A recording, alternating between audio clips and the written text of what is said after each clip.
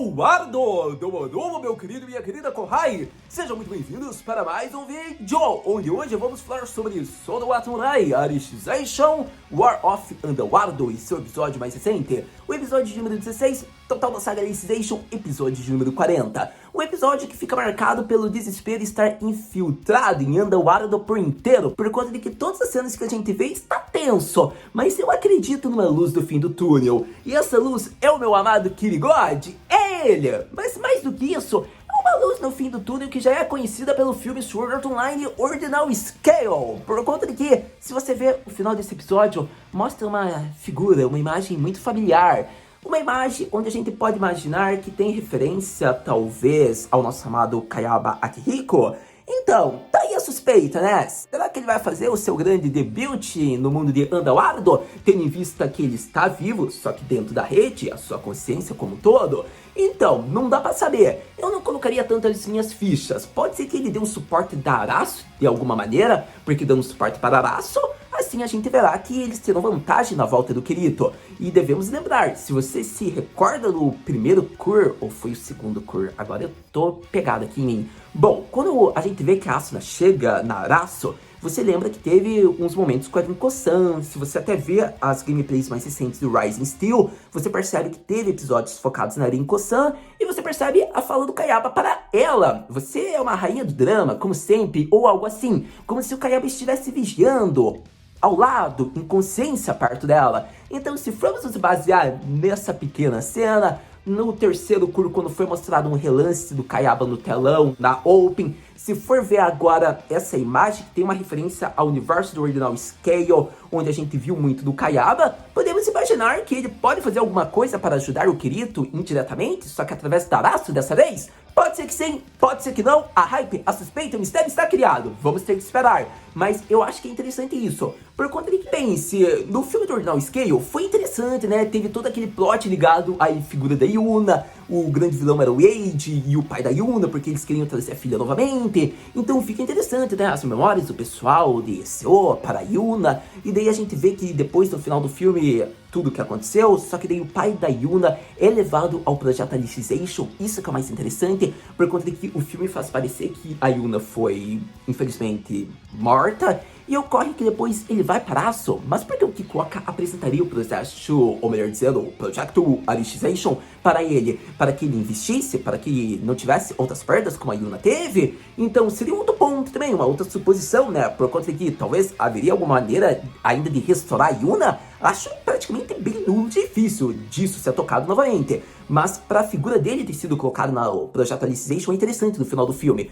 Muito pode-se falar que só foi um jeito de promover a saga Alicization no final do filme. Também pode ser. Só que se você for interligar e ver toda a história que teve, digamos que toda a figura do Ordinal Scale na saga de Seu, no universo de Seu, você vê que tem uma relevância. Então, aquela cena pode ser só para promover a saga, mas também a gente vê que os danos no cérebro da Yuna eram irreparáveis, e que o Soul Translate talvez tivesse opção. E quando o pai da Yuna aparece com o Kikuoka no final do filme, é interessante isso. Mas qual relevância teria isso pra agora, né? Digamos que pro final da saga. Então fica aí essa grande dúvida. Mas para todo caso, talvez só seja um outro ponto, mas eu acho que o grande ponto que a gente deve visar é na figura do Kayaba, né? Digamos que naquele local, digamos que naquela grande cápsula de SO, por conta de que eu acho que ali ele pode fazer alguma coisa diretamente Araço. Mas para isso a gente vai ter que esperar. O que a gente vê é que a cápsula se reativou sozinha. Por conta disso que eu toquei no assunto da Yuna novamente, da figura do pai dela, por conta do que ocorreu no final do filme, relacionado ao projeto Alicization. Mas ainda assim, eu acho que é mais fácil você ficar firmado sempre na possibilidade do Kayaba,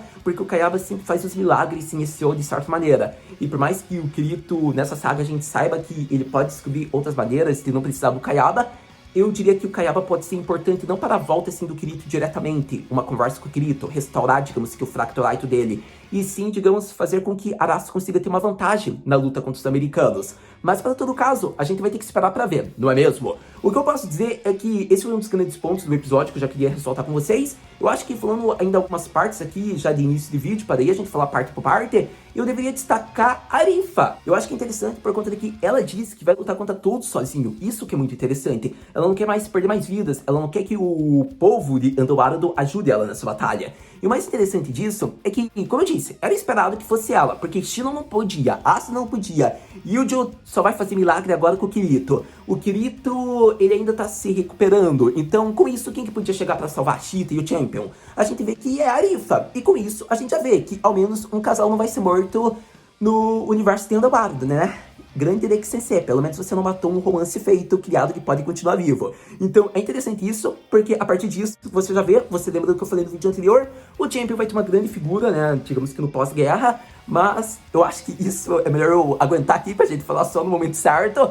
Mas, para todo caso, eu acho que é interessante porque eles agora, a gente pensa, eles vão para onde está o Império Humano, lá, a Asuna e companhia, eles vão para outro local, atrás do Bekutar, eles vão ainda dar um suporte para a Arifa, mesmo ela tendo recusado. A gente fica pensando para onde eles podem ir, porque eles estão cheios de ferimentos. Eles iriam ser mortos praticamente pela grande quantidade. Só que com a chegada da Arifa, a quantidade já de americanos diminui, porque ela está utilizando-se uma Super Account, ou seja, ela tem o mesmo poder e vigor que a Asuna tinha quando chegou em Underworld, que a Shinon tem. Então é interessante ressaltar isso. Eu acho que o mais importante disso é que a Arifa pode fazer grandes conquistas. Eu acho que é interessante nos recordarmos da cena do PV, que tem vídeo inclusive no canal, onde a Arifa tem 3 espadas atravessadas em suas costas. Acho que é um ponto muito importante de ressaltar, por conta de que isso só comprova que realmente ela vai lutar sozinha. A gente não sabe. Enfim, eu acho que é uma grande parte que já foi mostrada e a gente fala daqui a pouco ainda mais o que teve de relevância dessa cena. Eu também já quero destacar de início de vídeo, eu gostei de ver a Asuna, digamos que a revelação do Paul, por conta de que a gente vê que ela decretou para todos desistirem, para todos pararem, porque ela viu a situação que está acontecendo, as vidas que estão sendo perdidas, ela vê que não tem mais solução e talvez, por mais que seja humilhante, as vidas podem ser salvas se eles decretarem derrota. Então ela faz isso para priorizar as vidas e não por outro motivo. E é interessante isso, a Asuna reconhece. Com isso eu diria que por mais triste que seja, muitas pessoas podem pensar, poxa Haru, mas ela tá como uma deusa ali, é impossível ela não criar um milagre. Mas foi o que eu já venho dizendo, a Asuna está exausta, fadigada. Se ela utilizar-se de uma outra restrição, ela vai ser morta praticamente. E se for para ela ser morta, que ela seja tentando proteger o Kirito, vamos ser honestos. Por conta de que eu acho muito difícil, por mais que ela esteja se importando com a vida de Underworld, ela fez de tudo, como foi mostrado nesse episódio. Só que se o Paul tentar algo com o Kirito, é muito difícil de ver que alguém não vai se mexer. Ainda mais o Cry, que é o grande amigo, a própria Asuna. Então daí talvez a partir disso ela utilize uma outra restrição. Mas também tem um fator que não adianta você utilizar-se de restrições de deusa, é algo muito cansativo.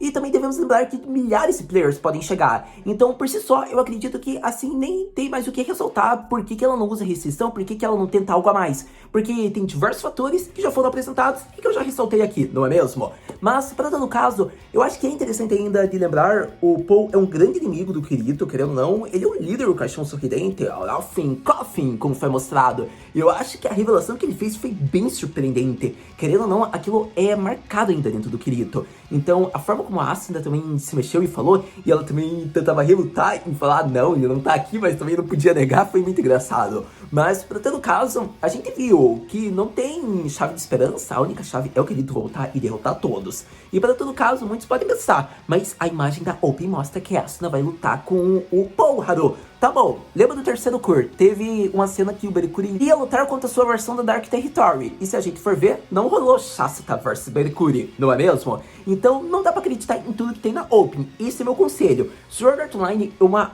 ótima obra para proporcionar diversas cenas através da Open bem animadas. A maioria são cenas canônicas e você percebe isso. Mas tem cenas que às vezes você tem que ficar com o pé no chão, tem que pensar mesmo se vai acontecer. Olha o contexto, tudo que está sendo apresentado. Então, até o momento, você pode acreditar que teria uma luta da Asuna. Mas não porque o Paul só ficou observando. Ele já poderia ter lutado antes. Ele vai querer lutar agora para mostrar pro Kirito que ele pode derrotar a noiva dele? Por isso, tá bom, você entende como você quiser, mas eu já digo, não acredite tanto que vai ter uma luta entre Asuna e Paul, porque se tiver, acho muito difícil a vitória ser da Asuna, tendo em questão que a gente vai ter a volta do Kirito, e o Kirito já tem que chegar pra salvar geral, e tem milhares de players ali. Por mais que a Asuna derrotasse o Paul, ela vai lutar aí contra os outros? Então, tem esse fator chave. Eu diria que o único que pode dar um fim geral ali é o nosso amado Kirito, mas se ele vai dar um fim ou não, a gente vai ter que esperar pra ver. Mas uma coisa é certa, a volta dele está se aproximando cada vez mais, E com isso eu irei falar parte por parte de todas as cenas que foram relevantes do episódio a partir de agora.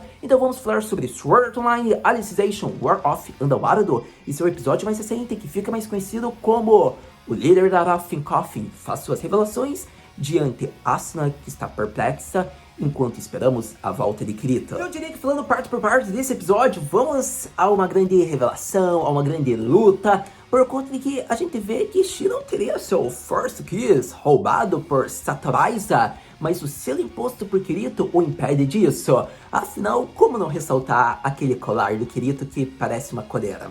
Desculpa, gente, é que eu tinha que fazer essa piada, eu não ia me conter, mas vamos voltar pro ponto certinho, o colar, digamos, de Shinon. Eu acho que é interessante isso, por conta de que causou a surpresa da própria waifu. A gente vê que ela não acreditava que aquilo poderia ser materializado para o mundo de Underwater, e eu diria que eu também fiquei surpreso, por conta de que aquilo não foi coisa que ela pensou, não foi coisa que a gente desconfiava que iria acontecer, foi algo que o próprio Kirito impôs, digamos que no mundo de Underwater. Acredito que por ela Shinon ter reencontrado ele. Então chega a ser interessante por conta de que é feito meio que um selo, digamos que a proteção do Kirito em todas as waifus, em todas as pessoas que lhe são importantes. Então eu acho que isso é um ponto bem válido a ressaltar. Só que agora a gente pensa, esse colar a Shinon já tinha como um objeto que lhe é querido? Ela já tinha no Iriado Sekai? Ou não, é só uma recordação e do efeito da imaginação das memórias surgiu como selo e escudo para proteger ela do Satoraiza? Então, pode ser que sim, pode ser que não. Para todo caso, a gente vê que foi devido ao encontro que ela teve com o Kirito que ela conseguiu se salvar e teve sua mente retornada a si. Um ponto interessante disso é que o Gabriero, ele é um grande vilão. Eu não vou dizer que ele é um vilão que gera nojo, repúdio, por conta de que, se fosse assim, a gente já teria visto alguma coisa terrível no combate contra a Aripia, logo no terceiro Cur no começo. E se você se recordar, eu quero que você preste atenção que no terceiro Cur, ele mostrou uma aura de assassino, de psicopata. É esse o tipo de personagem que ele é traçado. Ele não se interessa, digamos que, pelos desejos carnais. Por isso, eu considero ele um grande vilão. Afinal, a gente viu que com a Aripia ele só matou a mesma e usou como prova, né, digamos que do poder dele. E vemos que agora, por mais que desse, né, aquela interpretação em volta do enquadramento que colocaram, digamos que daquela luz negra saindo e agarrando a Shinon, e a gente vê que ele iria dar um beijo para roubar e devorar a alma dela, ainda assim, é, digamos que o espírito de um psicopata. Você percebe isso, você vê o plot do terceiro Cur desse personagem. Então, digamos que é um vilão que você tem raiva dele, obviamente, mas é um vilão que, tipo, não vai te gerar tanta revolta, assim, digamos que na saga. E para todo caso, eu diria que é interessante porque ele conseguiu obter o poder que ele tinha na antiga conta de Bactar, por conta de que a gente viu que é um poder que deixa você meio que desatento, tira você de concentração, é algo semelhante. Eu não vou dizer que é o mesmo poder que ele utilizou-se contra o Berekuri, mas é algo muito semelhante que foi devido à sua experiência, ao poder da imaginação, obviamente. Então, por ter uma aura de assassino, provavelmente ele conseguiu induzir a pessoa a ficar num estado de transe onde ela não conseguiria se mexer. Tanto que foi o poder do Kirito, né? O laço que ele tem com a Shinon que fez com que ela conseguisse recobrar sua consciência e ficasse determinada. Chega a ser interessante porque ela cria a Hikato, digamos que no mundo de Underwater, e começa a acertar o Bactar Gabriero, como você preferir chamar. Nesse momento, vemos que ele conseguiu se regenerar e o grande combate vai começar. Se a Shinon vai vencer ou não, a gente não sabe. Mas lembremos, o Bactar é o grande antagonista dessa saga. Então não seria melhor ele ser derrotado pelo Kirito? Mas se ele for derrotado pelo Kirito, então ele teria derrotado a Shinon? Bom, tá aí a grande dúvida. Se a Shinon for derrotada, será que terá tempo para ela converter sua conta? Talvez sim, talvez não. Mas a grande dúvida que fica é a continuação dessa batalha. Vai ser mostrado no próximo episódio, como tá sendo mostrado em sequência de diversas cenas, ou não? Eu acho que é relevante por conta de que caso ele derrote a Shinon, obviamente ele irá atrás disso, só que para ele ir atrás disso, a gente tem que ver a continuação também no local do Império Humano, se o Kirito vai retornar logo. Mas para vermos isso, também temos que ver a parte da Araço. Então você vai ver que cada parte tem interligada de um jeito diretamente. Isso que é o grande acerto desse arco. Mas, para todo caso, acredito que falei tudo que eu queria da parte da Shinon, o mais relevante da cena em questão, que foi o selo de Kirito. Depois vemos que ela dá um beijo, né, digamos que no colar que é do Kirito. Chega a ser interessante porque é como se ela mostrasse, minha boca só pertence ao Kirito. É tipo isso que ela quis dizer. E, para todo caso, acredito que era isso que eu queria focar em volta de uma das best girls de SEO. Agora vamos para outras cenas que foram muito relevantes em torno desse episódio. Eu diria que chegamos em uma das partes já mais interessantes, é o começo do episódio. De certa maneira, se interligou o episódio inteiro, só que eu já quero falar bem rápido pra gente chegar na conclusão. Então, a parte em questão é do Yanai, que é o capacho desprezível do grande vilão de Aro, que eu não vou citar o nome porque eu odeio aquele vilão, praticamente, eu vou ser honesto, eu não consigo aguentar quase aquela saga, eu só quero citá-la quando for muito relevante, digamos que aqui no universo DCO, porque é uma saga que gera agonia, é isso que eu posso dizer, a melhor definição para a saga Aro. Tudo bem, você pode gostar, digamos, depois do que acontece, né, Kirito encontrando a Excalibur e os outros acontecimentos, mas logo após, digamos que a primeira saga DCO, aquela saga me gera uma irritação, é um desespero.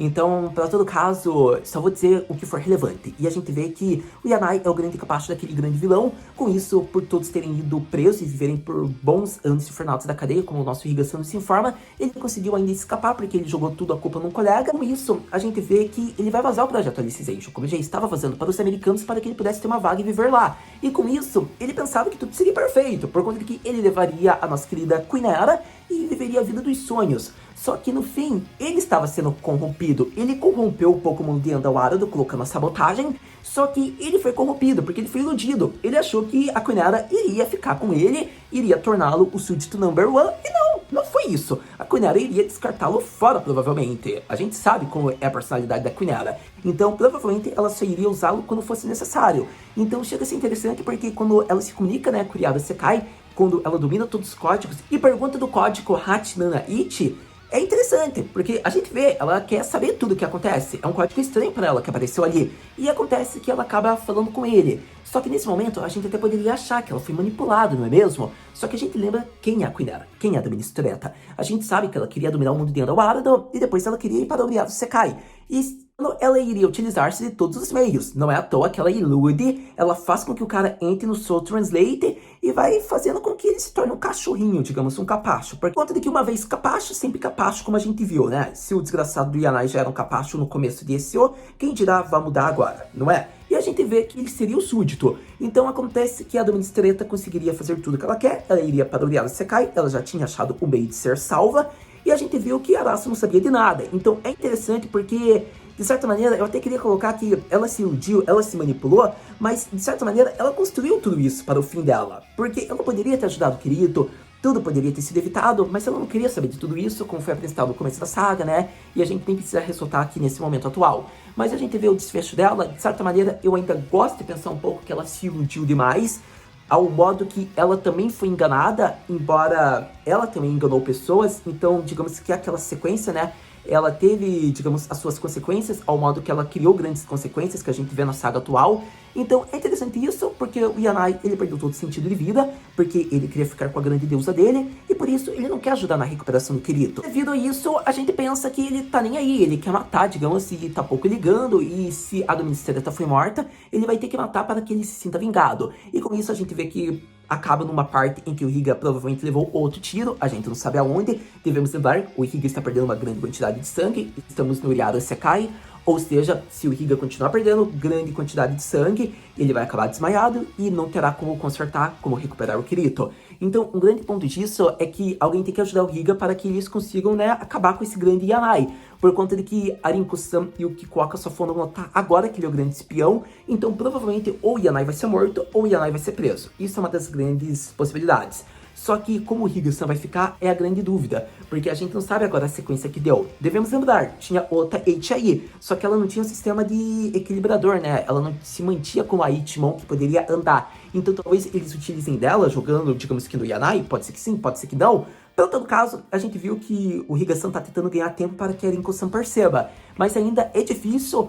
Eu tive que falar aqui da relevância do Yanai, digamos, nesse episódio, para mostrar, digamos, que ele foi o grande vilão em mods, né, um dos grandes vilões, por conta de que ele, criando todas essas sabotagens, afetou demais o mundo de Andawara, de certa maneira corrompeu, mas devemos lembrar que ele corrompeu esse mundo também devido à ilusão que a Administreta deu para ele, não é mesmo? Mas enfim, ele é um dos grandes vilões, estava tentando obter, estava vazando dados do projeto Alicization, mas graças a Deus ele foi pego, acredito que agora, com o nosso grande Higa-san. Mas como o Higa vai conseguir tirar aquela arma dele, a gente ainda não sabe. Mas acredito que com isso, praticamente eu falo tudo que teve de relevante dessa cena, por conta de que a gente espera agora a sequência no próximo episódio. Então vamos agora para a conclusão, vamos falar da sequência ao lado do Império Humano, ao lado de Kurai, ao lado de Asuna. Chegamos em um dos melhores momentos, eu diria, do episódio, a conclusão, onde é mostrada uma informação sobre a Ralph Coffin e a derrota que eles sofreram perante os heróis, os guardiões, os cavaleiros desse, ó. Por conta de que é interessante isso, é uma marca que o Kirito vai carregar pro resto da vida inteira dele,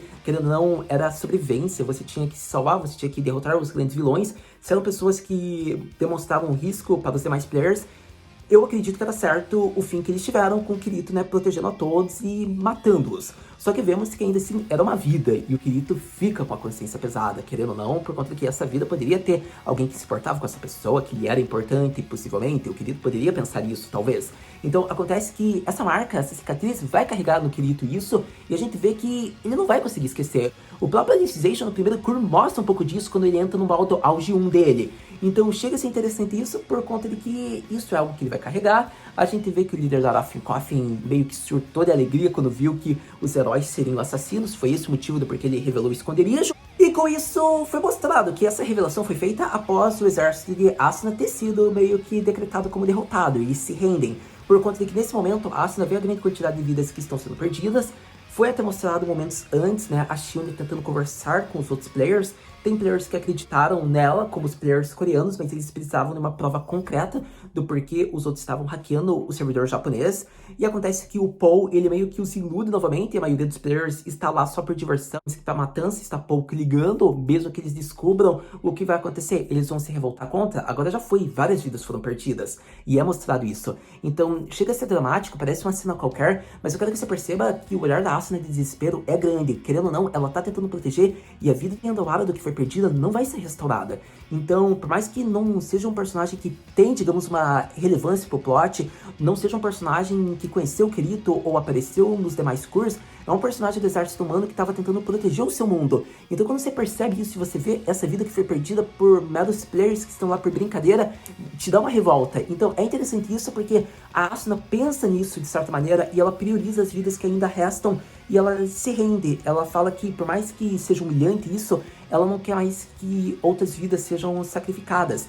E chega a ser interessante porque a face da Irina é uma face de desprezo, digamos que por si mesma, que ela não vai conseguir ajudar, ela não pode, digamos que, contra-argumentar, porque não tem mais como salvar todos ali. Então é interessante porque ela percebe a situação que eles estão. Então chega a ser uma cena muito dolorosa, uma cena muito cruel e triste para o Império Humano.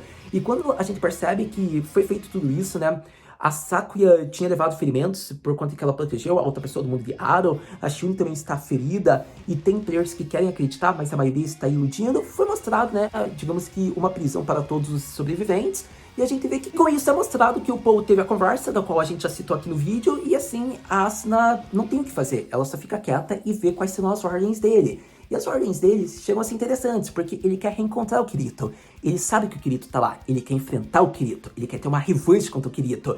E acontece que ele quer meio que matar saudades, né, do tempo de SO. Então ele quer se encontrar com o Brax Sensei. E nesse momento, a Aroni tira o Kirito da carruagem. Infelizmente, estão sob ordens, querendo ou não, eles estão como derrotados no momento atual. E a gente vê que o episódio vai se concluindo assim, porque quando ele diz It's showtime! Acontece que o episódio se conclui com a Asuna falando Yamete! Tipo isso, e a gente fica empolgado, a gente fica desesperado e a gente cria hype pra ver como será adaptado o próximo episódio. E aqui devemos destacar algo muito bacana e importante, por conta de que, pelo amor de Deus, Agdo, você levou 3 estacas, bastões, espadas perto da sua região pulmonar e você conseguiu sobreviver no mundo de Underworld? Vamos ser honestos, tudo bem, tinha uma proteçãozinha bacana ali, né? Depois a Shirika foi curar ele, talvez, mas é difícil, né? Talvez a Asuna tenha feito, ou algum membro, né, de Underworld tenha curado, mas é difícil de engolir, né? Que ele conseguiu sobreviver.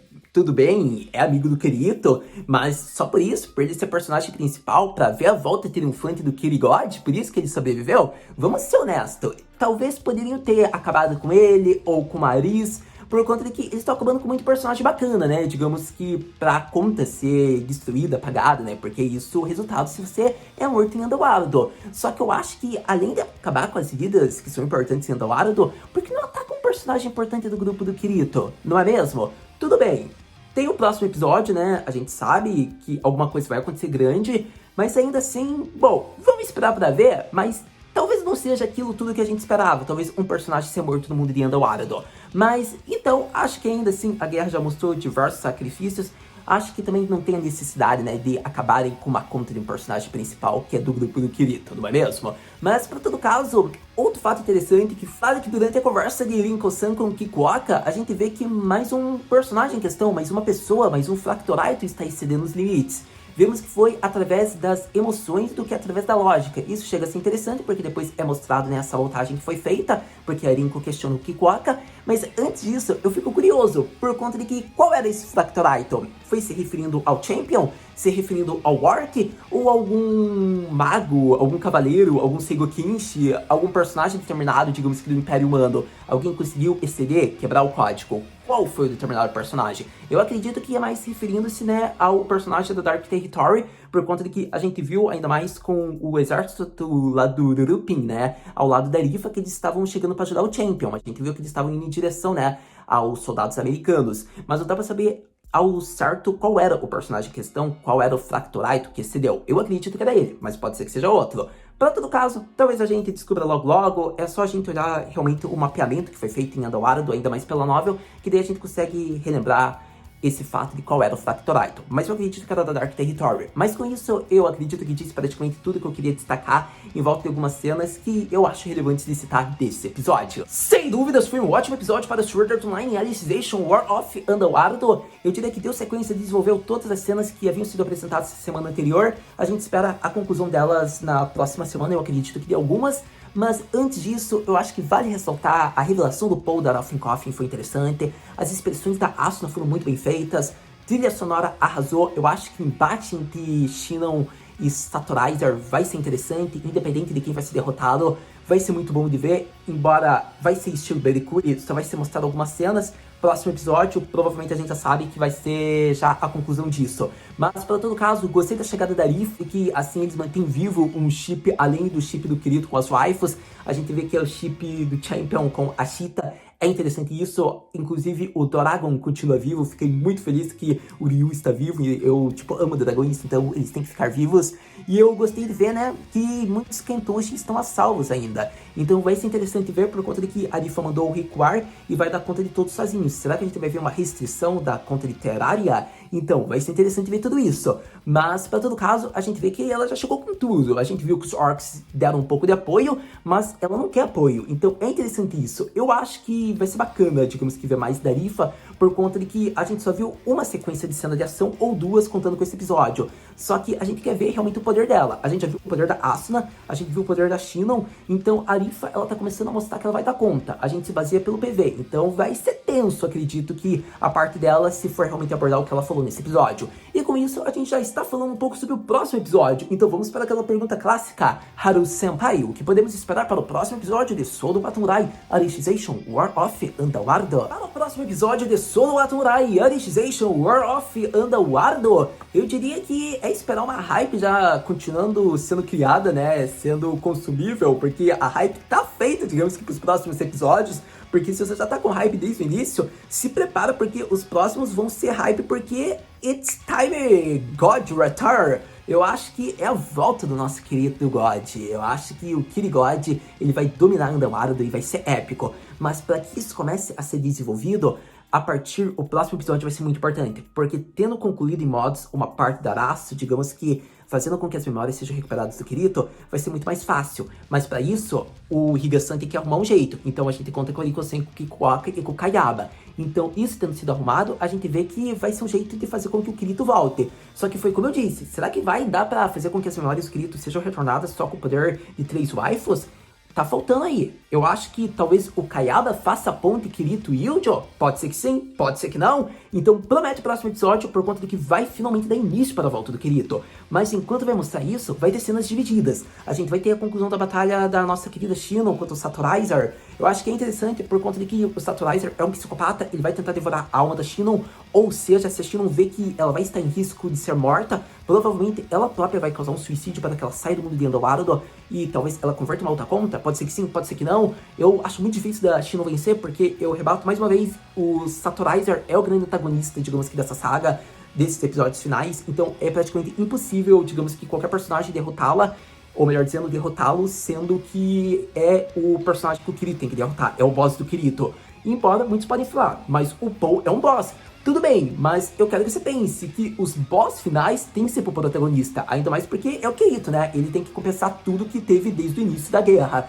Então eu acho que é interessante porque não é como se a jornada da Arisu fosse fácil lá de chegar no objetivo.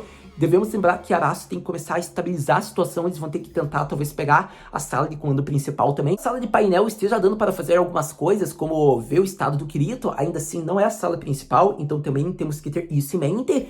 Mas, para todo caso, contagem regressiva está sendo feita, a gente vai ter muita importância, eu acho que na Arasu do próximo episódio. Eu acho que eles vão focar um pouco na guerra, mas eles vão focar mais da parte do Higa.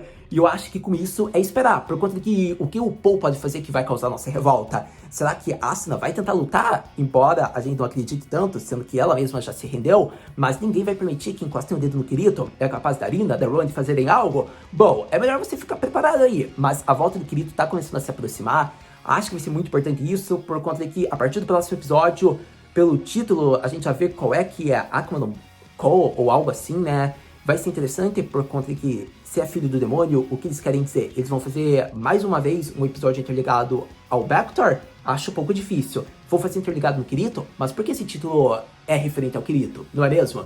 E eu acho que, mais uma vez eu ressalto, vai ser um episódio que vai focar no que já foi abordado. A gente vai ver Arifa, companhia, talvez Champion.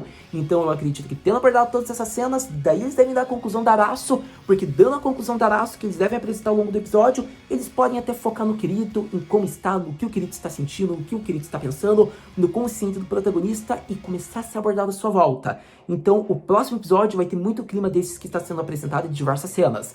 Então se preparem, porque a volta do Kirigod está para acontecer e quando aparecer vai ser de emocionar. Mas com isso, você já sabe, tendo novas informações, episódios, capítulos, obviamente a gente vem aqui conversar. Por conta de que tá sendo uma adaptação linda, tá fazendo, digamos que cada volume ter sido muito lindo de ter visto adaptado. Então eu acho que é isso. É esperar o próximo episódio com grande ansiedade pra gente vir aqui conversar. Muito obrigado por ter visto esse vídeo até agora. A gente se vê no próximo vídeo de Sword Art Online Alicization War of Underworld Mata na